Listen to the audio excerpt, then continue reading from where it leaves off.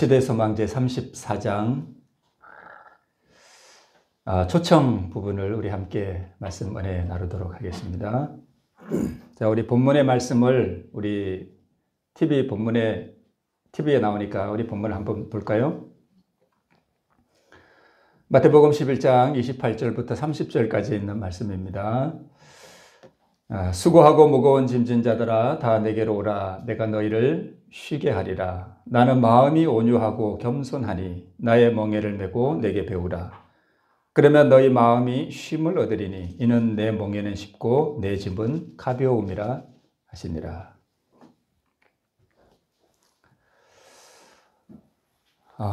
주님께서는 오늘 우리에게 뭘 주기를 원하시나 하면 쉼을 주기를 원하셔요. 오늘 안식일이잖아요, 그죠? 네, 쉼을 주시기를 원하십니다.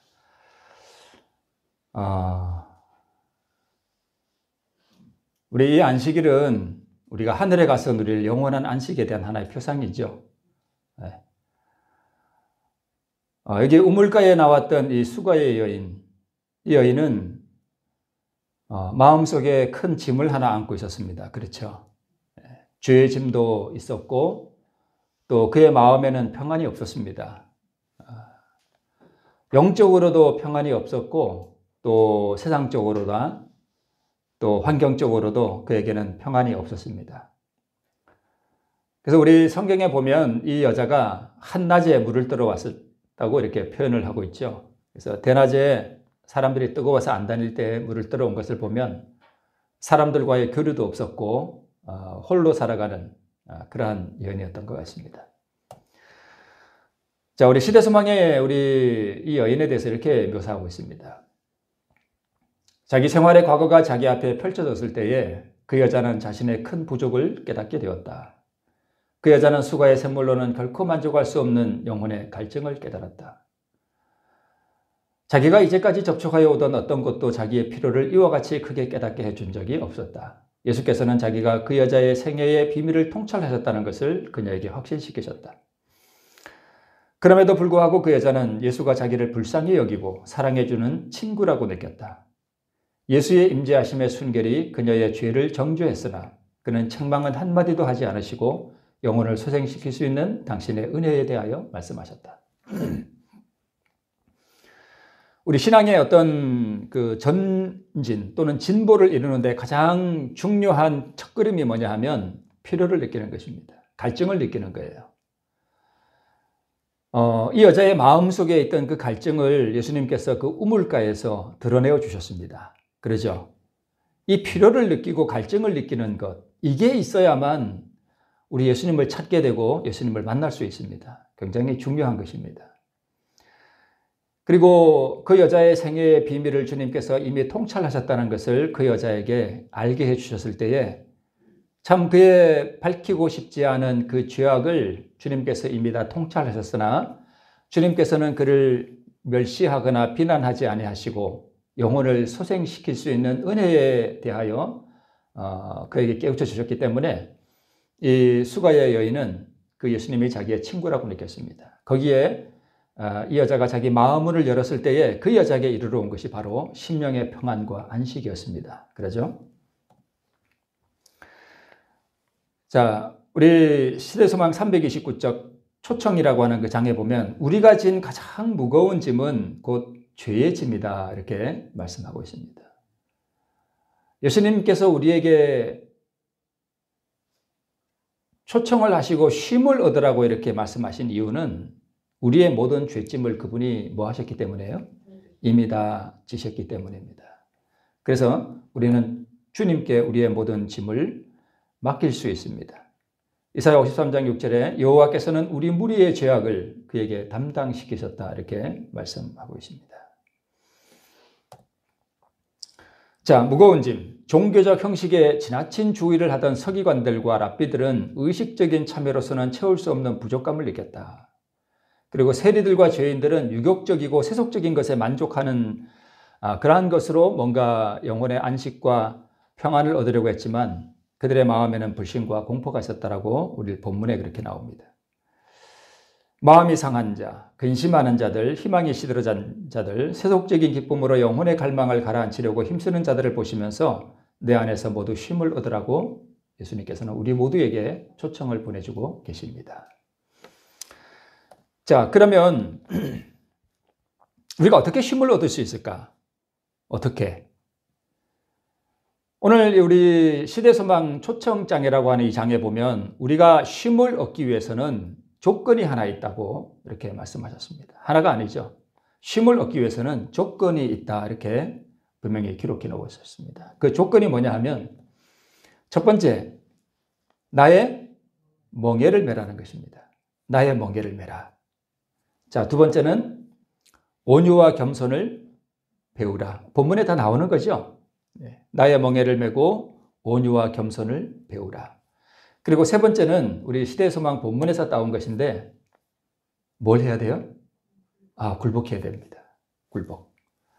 그래서 쉼을 얻기 위해서는 이러한 조건들이 있고 이 조건에 응하는 자들이 쉼을 얻는다. 이렇게 기록하고 있습니다. 나의 멍에를 메라, 온유와 겸손을 배우라, 굴복하라.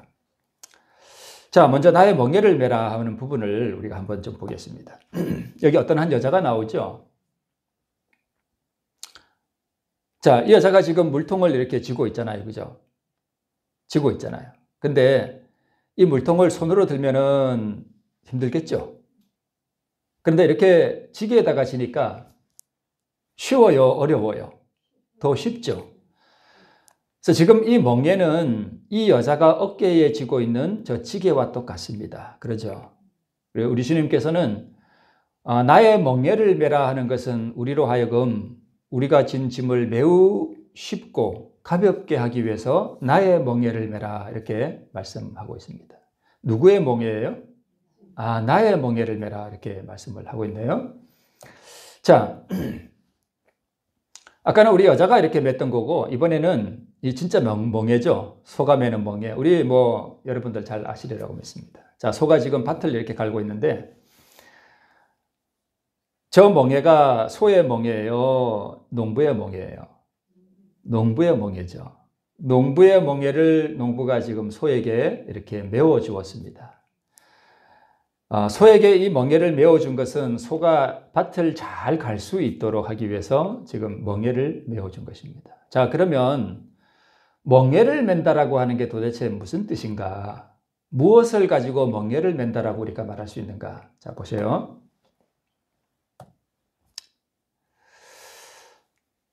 전에도 그러더니 오늘 또 그러네요. 이게 무슨 문제가 있는 것 같습니다. 네.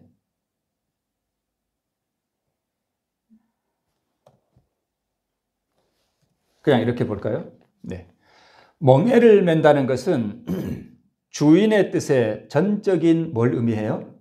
복종을 의미합니다. 자, 보셔요.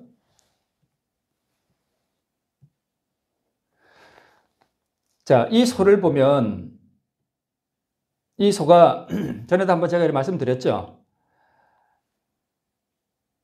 제가 이걸 해보지는 않았습니다만은 이리야 하면은 소가 잘 알아듣죠. 가고 워워 그러면 소가 섭니다. 아주 희한하게 말을 잘 알아들어요.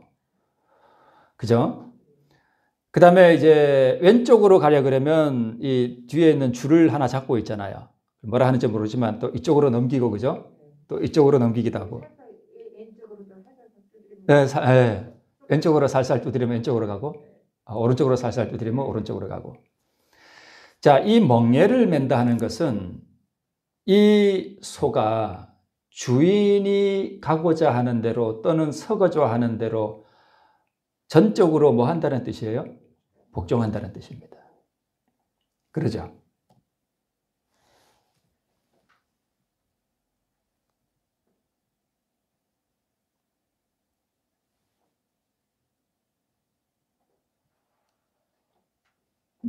그 적어놓은 게 없어졌네요. 희한하네. 네.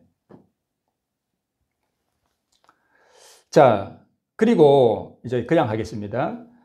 자, 멍에를 맨다 하는 것의 두 번째 뜻은 뭐냐 하면 이 소는 밭을 갈 때에 자기 뜻 또는 자기 계획 이런 것이 있을까요? 없을까요? 없습니다. 자기의 계획과 자기의 생각과 자기의 욕망과 또는 자기의 욕구대로 절대 행하지 않습니다. 이게 멍에를 맨다는 뜻입니다. 그래서 우리가 신앙을 하면서 참 평안을 누리기 위해서는 나의 계획과 나의 뜻과 나의 생각과 나의 욕망과 이런 모든 것들을 다 뭐 해야 될까요? 포기해야 됩니다. 그래야 안식이 이르러 온다고 그렇게 말하고 있습니다. 그리고 이 소는 전적으로 자기의 뜻을 행하는 것이 아니라 주인의 뜻을 행합니다. 자기의 뜻이 전혀 없습니다. 그리고 멍에를 맨다 하는 이 멍에를 맨다 하는 뜻의 또 다른 의미는 뭐냐 하면 지금 이 소는 밭을 가는데 이 밭을 가는 이 일이 자기 일입니까? 주인의 일입니까? 주인의 일입니다. 그렇죠? 이 소는 사실은 밭을 갈고 싶지 않죠. 그냥 풀밭에 누워서 풀이나 뜯어먹고 조용히 그냥 쉬면은 그게 쉬는 것 같죠. 그러나 우리가 영적으로 보면 자기 개인의 안위를 위해서 사는 삶에는 안식이 없다는 것입니다. 그래서 이 소가 밭을 매는 것은 봉사입니다. 그래서 멍에를 맨다 하는 네 번째 뜻은 봉사의 삶을 살아간다 하는 뜻입니다. 자, 이게 무슨 나무인가요? 사과나무죠. 사과나무가 이렇게 꽃이 피고 그다음에 열매를 맺어서 가을에 이렇게 아름다운 사과를 주렁주렁 맺었잖아요. 그죠? 그런데 사과나무가 이 사과 열매를 이렇게 주렁주렁 아름답게 맺은 것은 자기가 먹으려고 맺었나요? 자기 먹으려고요?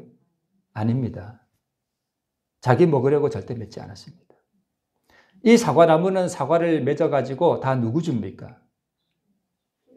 필요한 사람에게, 배고픈 사람에게 줍니다. 이게 봉사입니다. 세상의 모든 만물은 다 이렇게 살아갑니다. 자기를 위해서 살아가는 것이 하나도 없습니다. 짐승들, 우리 육식하는 짐승들은 자기를 위해 살아가는 것 같죠. 다른 초식 동물을 막 잡아먹으니까, 그죠? 자기를 위해 살아가는 것 같죠. 그러나 여러분, 육식 동물들이 초식 동물을 안 잡아먹으면 이 지구가 어떻게 될까요? 다 망가져 버립니다. 왜요? 초식 동물들이 너무 많아져 가지고 풀이 남아나질 않습니다. 지구가 다 망가져 버려요. 그래서 육식 동물들이 초식 동물을 잡아먹는 것도 사실은 자기를 위해서 잡아먹는 것 같지만 다 그것도 어떤 면에서는 봉사입니다.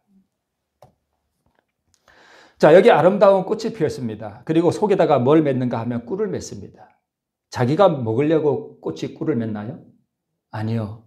다 봉사하고 남에게 주기 위해서, 벌에게 주기 위해서 꿀을 맺습니다. 그리고 아름다운 향기를 토하는 게 자기를 위해서가 아니라 남을 위해서입니다. 지금 이 꽃이 꿀을 맺은 것은 이 벌새로 하여금 꿀을 빨아먹을 수 있도록 하는 것입니다. 그래서 세상의 모든 만물은 봉사의 멍에를 메고 살아가게 되어 있습니다. 그것이 하나님의 뜻입니다. 자, 이 벌은 꽃에 가가지고 꿀을 따면서 꿀을 취하면서 또 무슨 봉사를 해요? 씨를 맺을 수 있도록 수분을 위해서 봉사를 하는 것입니다. 태양은 우리에게 햇빛과 빛과 열을 주죠. 태양은 자기를 위해서 살지 않습니다. 우리를 위해서 존재하는 것입니다. 세상의 모든 만물들이 다 그렇습니다. 그런데 유독 자기를 위해 살아가는 존재가 있습니다. 누굴까요? 사람과 또 마귀가 그렇게 살아갑니다. 철저하게 이기적입니다. 그러니까 우리는 마귀를 닮았어요. 근본적으로 타락했기 때문에. 그래서 이 이기심과 자기를 위해서만 살아가는 이것을 깨뜨리지 아니하면 그러한 정신을 가지고는 천국에 합당하지가 않습니다. 그래서 천국에 가려면 증언의 말씀에 보면 우리의 이기심이 털끝만큼이라도 이기심이 우리 마음에 남아있으면 하늘에 합당하지 않다 그랬습니다. 이게 없어져야 됩니다.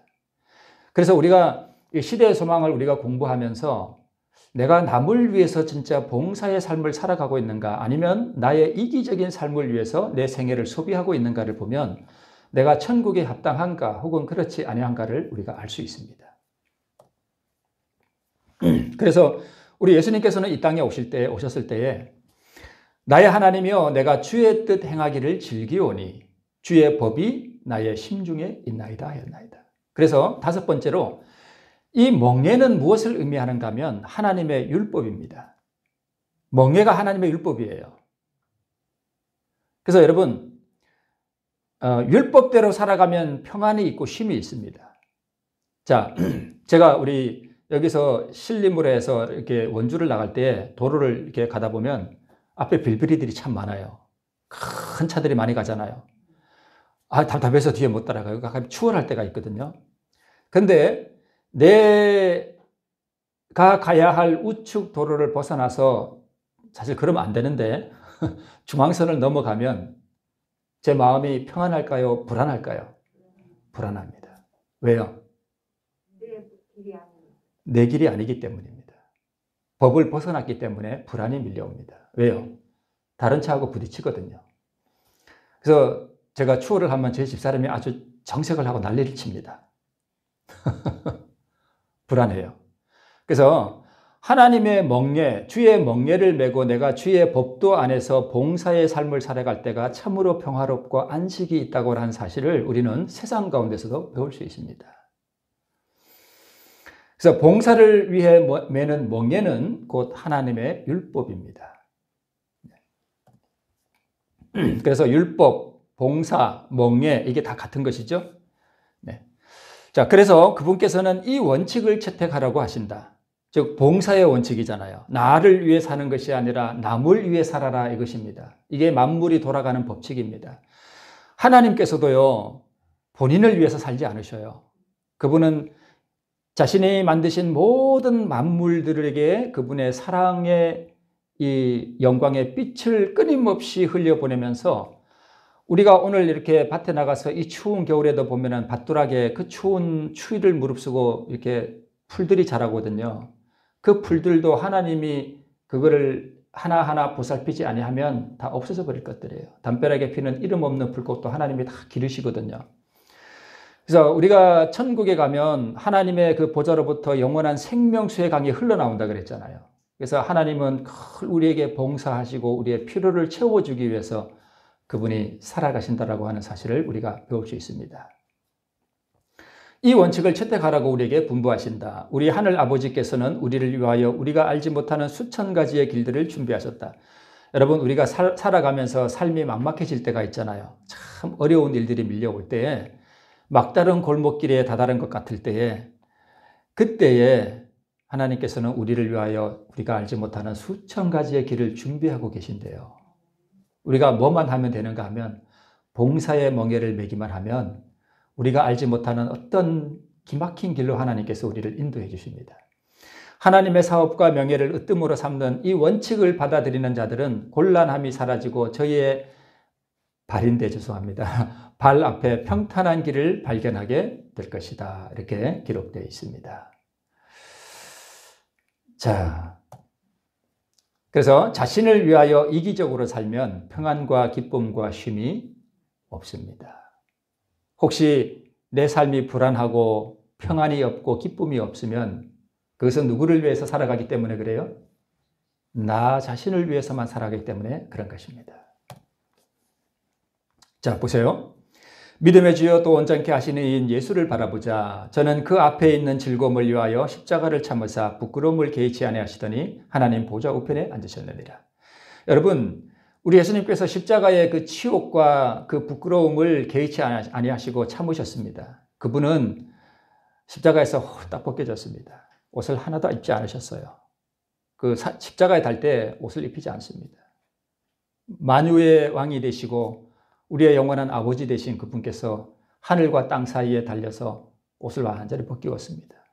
너무너무 부끄럽고 수치스러운 일이었습니다. 그러나 주님께서는 어떤 즐거움을 위해서 그걸 참으셨대요. 그 즐거움이 뭐냐 하면 그 부끄러움을 당하시고 우리를 위하여 속죄의 봉사를 하시고 나면 그 속죄의 봉사를 통해서 구원 얻을 영혼들을 바라보는 즐거움 때문에 그걸 참으셨다는 것입니다.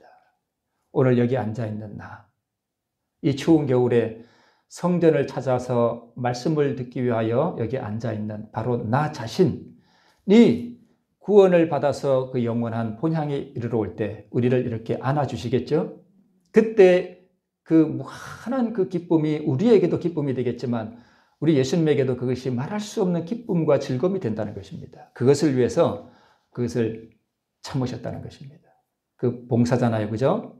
자기 희생, 봉사를 하셨다는 뜻입니다. 자, 남에게 복주기 위하여 우리가 그분의 선물을 사용할 때에 생애의 짐이 가벼워짐을 깨달을 것이다. 하나님의 계명의 법도 안에서 행하는 자는 그리스도와 함께 행하는 것이므로 그분의 사랑 안에서 그 마음은 쉼을 얻는다. 여러분, 내가 가진 것을 이렇게 줄 때가 기쁠까요? 받을 때가 기쁠까요? 줄 때가 기쁩니다. 그죠?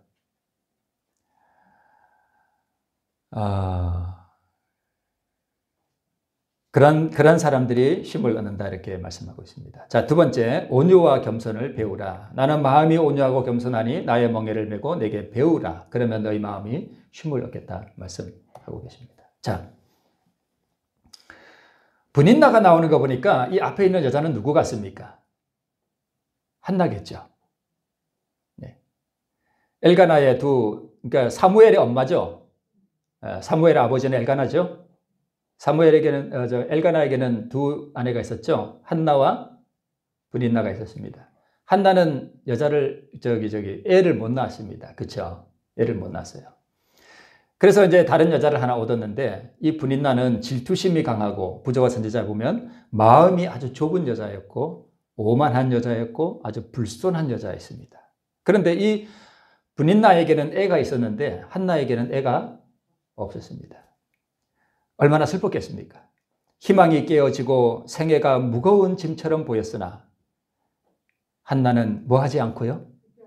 불평하지 않는 온유한 마음으로 그 시련을 견디었대요. 자, 여러분, 온유한 마음은 우리 예수님께서 분명히 말씀하시기를 나는 마음이 온유하고 겸손하니 내게서 뭐 하라고요? 배우라 그랬습니다. 배우라 그랬습니다. 그러면 온유를 언제 배울 수 있을까요? 바로 이때 배울 수 있다는 것입니다. 희망이 깨어질 때, 생애가 참 무거운 짐처럼 보일 때, 불평할 일들이 참 많을 때, 시련이 우리에게 밀려올 때, 그때가 바로 우리가 온유를 배울 수 있는 절호의 기회라는 것입니다.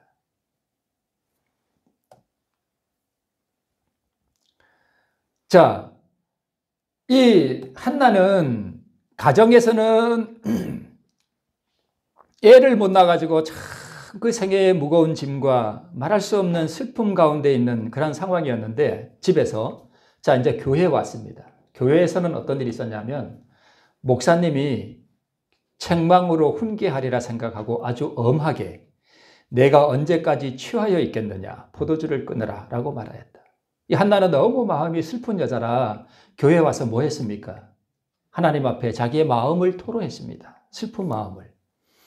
그래서 중얼중얼 하고 이렇게 기도를 하는 모습을 담임 목사님이 보고 저 집사님이 지금 뭐 했구나?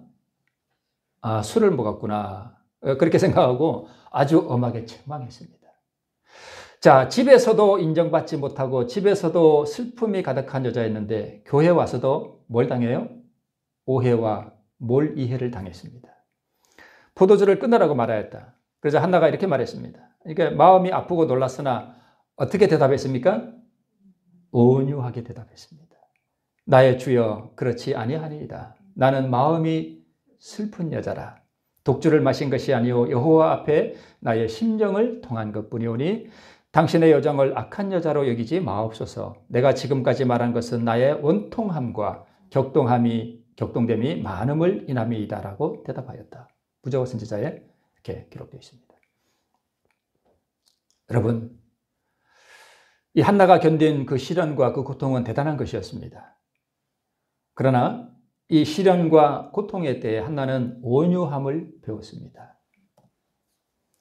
자, 나는 마음이 슬픈 여자라. 제가 말씀을 준비하면서 이 한나가 나는 마음이 슬픈 여자라 하는 이 말씀을 이렇게 생각해 봤는데요. 저는 여자가 아니기 때문에 애를 못 낳는 그 슬픔이 뭔지를 잘 모릅니다. 그러나 조금 어떤 슬픔이 왔겠구나 한 것을 이렇게 좀 묵상해 봤습니다. 참, 나는 마음이 슬픈 여자라. 선의가 오해를 당하고 마음이 아플 때에, 참 격동함이 많을 때에 온유함을 유지할 수 있는 사람. 이런 사람이 바로 하늘에 합당한 사람임을 우리가 알 수 있습니다. 자, 이 사람은 누구 같아요? 욥입니다. 욥이 일어나 겉옷을 찢고 머리털을 밀고 땅에 엎드려 경배하며 가로되 모든 걸 다 잃었습니다. 자식도 다 죽고 재산도 다 날아가고 잔소리하는 와이프와 병든 자기 육체만 남았습니다. 그때 그가 땅에 엎드려 경배하며 가로되 내가 모태에서 적신이 나와사온즉 또한 적신이 그리로 돌아가올지라. 주신 자도 여호와시오 취하신 자도 여호와시오니 여호와의 이름이 찬송을 받으실지니이다 하고 이 모든 일에 욥이 범죄하지 아니하고 하나님을 향하여 어리석게 뭐하지 않았습니까? 원망하지 않았습니다. 원망하지 않는 것이 온유함입니다. 아까 한나가 뭐하지 않았다고요? 불평하지 않았습니다. 그는 온유한 여자였습니다. 자, 여기 실물 교훈에 보니까 시련을 잘 견디게 되면 그것이 견실한 품성과 보배로운 영적 미덕을 개발시켜 줄 것이다. 믿음과 온유와 사랑의 완전한 열매는 흔히 풍파와 역경 속에서 가장 잘 성숙된다라고 말하고 있습니다. 여러분, 마음이 아프신 분 계십니까? 풍파와 역경 속에서 온유가 가장 잘 성숙된다라고 말씀하고 있습니다. 혹시 이러한 경험들이 우리에게 이르러오면 이것은 하나님께서 우리로 하여금 온유를 배울 수 있도록 주시는 절호의 기회임을 믿으시기를 바랍니다. 그러나 모든 품성의 아름다움은 여러분 우리가 품성의 온유함을 내가 잘 닦고 갈고 연마하면 그런 것이 내가 가질 수 있을 것 같지만 사실은 한나나 욥이나 품성의 온유함이 없었는데 자기가 시련 가운데 잘 개발한 것이 아닙니다. 이게 어디서 온 거예요? 품성의 모든 아름다움은 다 그리스도에게서 뭐 하는 거예요? 받는 것이에요.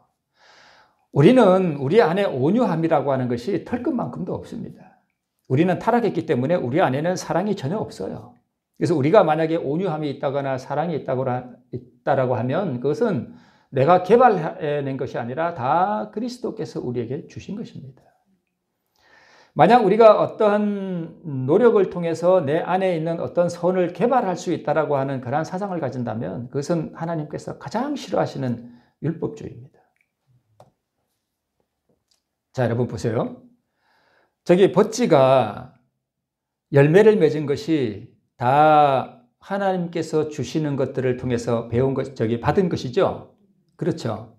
저 새도 다 살아가는 것이 자기가 무슨 노력을 해서 살아갑니까? 아니면 하나님께서 주신 선물을 받음으로 살아갑니까? 받음으로 살아갑니다. 이 사실을 우리가 깊이 인식을 해야 됩니다. 이 인식을 깊이 하지 못하면 율법주의로 빠져요. 자, 모든 초목과 꽃들은 저희의 염려나 걱정이나 노력으로 말미암아 자라나는 것이 아니요 다만 하나님께서 저희의 생명을 위하여 공급하시는 것을 받음으로 말미암아 자라나는 것이다라고 정로의 계단에 기록하고 있습니다. 모든 만물이 그렇습니다. 사과나무가 열매를 맺는 것도 꽃이 꿀을 만들어내는 것도 다 받음으로 살아가는 것입니다. 그죠? 자라나고. 그래서 자 보세요. 사과나무가 하나님께서 주시는 햇빛과 물과 영양분을 받아서 열매를 맺어가지고 자기를 위해 살지 않고 누군가를 위해 주죠. 그죠? 우리도 그와 똑같이 살아야 된다는 것입니다. 하나님께서 우리에게 주시는 품성과 하나님께서 우리에게 주시는 그 믿음의 의와 그 구원을 내가 받아서 내가 누리는 것이 아니라 그것을 남에게 뭐 해주기 위해서요?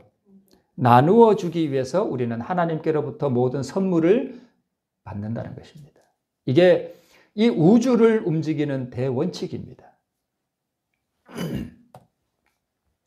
자, 온유함의 품성은 내가 예수 그리스도를 얻고 내 자아가 그 안에 감추어질 때 주어지는 선물이다 이렇게 말씀하고 있습니다. 여러분 그래서 여러분 기도하실 때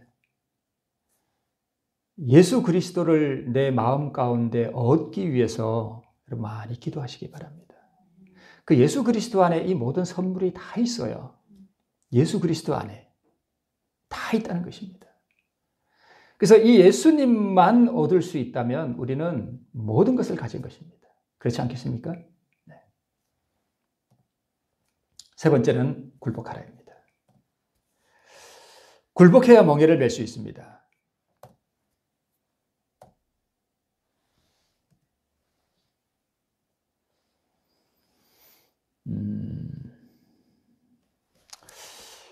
자, 굴복해야 멍에를 맬 수 있습니다.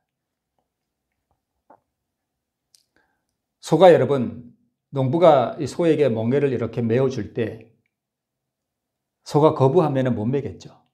그죠? 그래서 멍에를 맬 수 있는 조건이 뭐냐 하면 바로 굴복입니다. 굴복이란 하나님의 뜻에 뭐 하지 않는 거예요? 저항하지 않는 것입니다. 저항하지 않는 것. 자, 보세요. 자, 농부가 지금 소를 몰고 밭을 갈고 있죠. 멍에를 메어주고, 그죠? 그래서 아침마다 그대 자신을 하나님께 바치라.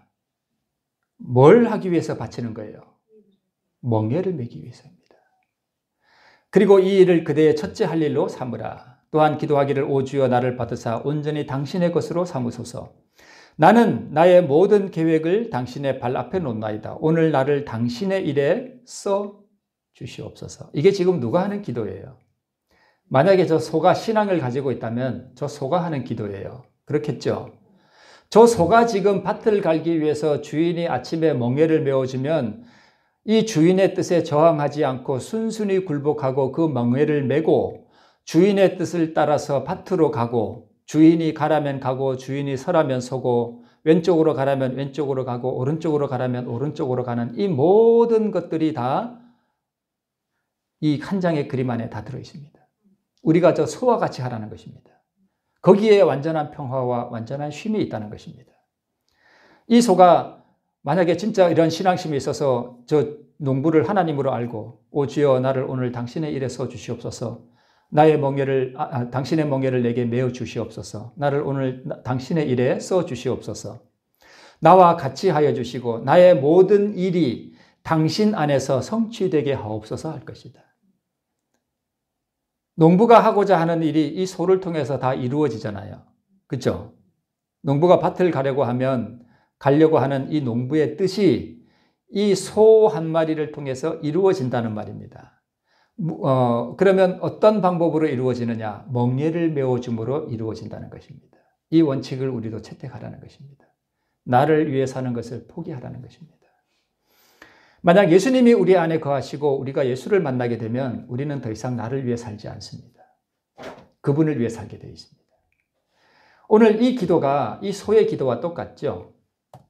자, 계속해서 이게 정로의 계단에 있는 말씀입니다. 이것이 날마다 행할 일과이다. 아침마다 그날을 위하여 자신을 하나님께 바치라. 소는 밭으로 나와서 일하기 전에 자신을 농부에게 뭐 한 거예요? 바친 거예요. 모든 계획을 하나님께 맡겨 그의 섭리에 따라 행하기도 하고 그만두기도 할 것이다.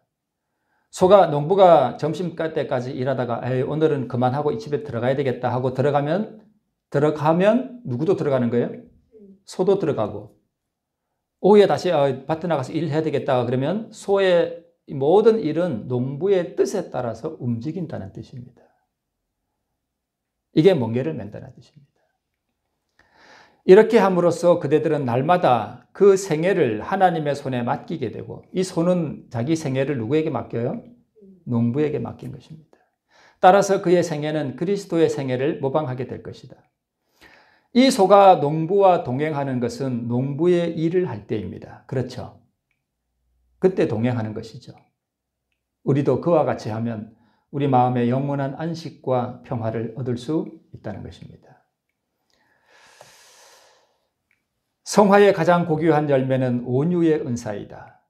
이 은사가 영혼을 주관할 때 성벽은 그 감화로 말미암아 형성된다. 그런 사람은 항상 하나님을 모시는 생애를 살며 하나님의 뜻에 자기의 의지를 뭘 시켜요?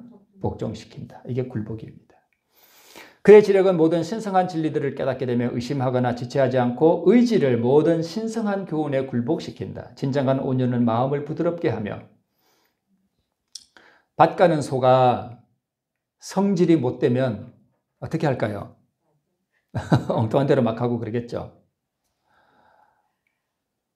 소는 멍에를 메고 밭을 갈 때 아주 온유합니다. 그렇겠죠? 아주 온유합니다. 그리고 이 증언의 말씀이나 이렇게 성경 말씀을 보면 온유하고 항상 따라다니는 게 하나 있어요. 그게 뭐냐 하면 겸손입니다. 온유와 겸손은 보면 항상 거의 같이 따라다녀요. 겸손. 자기 주장을 하지 않고 주인의 뜻에 복종하고 굴복시키는 것.